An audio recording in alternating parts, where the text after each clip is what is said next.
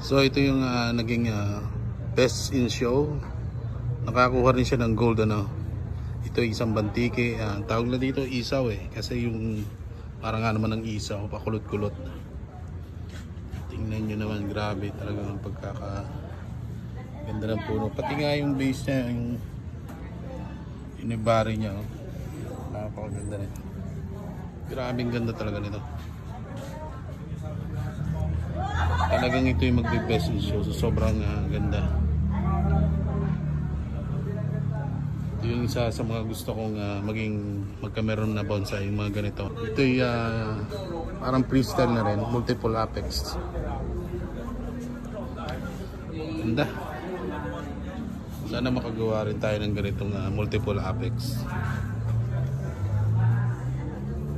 Best in show at saka nakakuha siya ng 2 gold.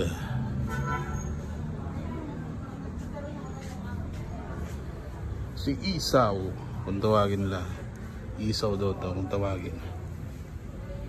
Napakaganda nito.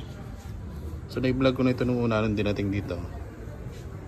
At nakakatuwa. Siyempre, nakita natin ang personal to. Yan. Best in show.